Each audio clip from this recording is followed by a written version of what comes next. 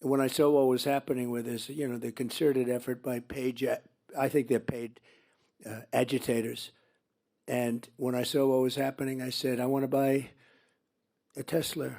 And we just went to the front. He had four beautiful cars there. And I bought one in front of the press. It was a very public purchase. And they're beautiful and do a great job. Very good competitors with Mary and everybody else. He's done a great job. And he shouldn't be sacrificed or have to suffer because he wants to help government. It's not that he's a Republican, which he's, not strong. I mean, sometimes I'm not even sure what he is in terms of his philosophies, but he's a great guy. He's a patriot. He wants to see the country straightened out, and he's done a fantastic job with Doge. We've found massive fraud, abuse, waste, and we had many, many jobs where there was nobody working but getting a check. We had contracts that expired years ago, but they were continuously being paid. Probably, I'll bet you it's $500 billion perhaps if you add it up so far. And we're trying to get to $1 trillion. That's a big number. And he did have an ability to do something that a lot of people didn't think of. He'd come in with bigger ideas. We'd say, we want you to cut down the size of your agency by 2%. And we thought that was good. He came in, he said 80%. I said, what the hell's going on? 80%. And largely, I mean, we had to do it carefully, and we had some little hiccups, not big hiccups. But we saved a tremendous amount of money for the future. This is going into the future.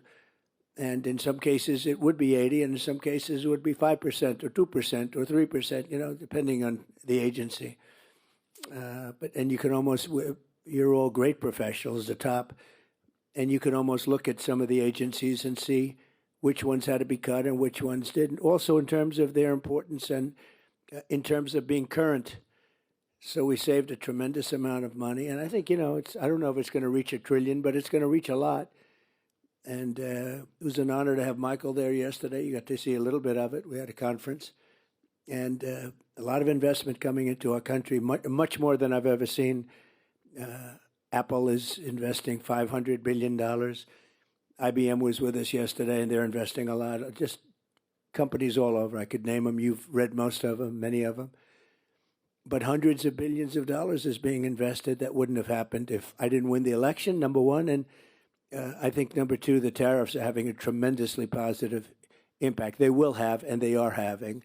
We have car companies that are not building in Mexico now. They're building in the United States. Some of them, the plants were already started, and they stopped construction, and now they're going to build in the United States. It was very unfair. They'd build in Mexico and sell them across the border with no tax, no nothing. They'd take away our jobs. They'd close up places in Michigan and all over the country, and they'd build them in Mexico. In many cases, they were owned by China.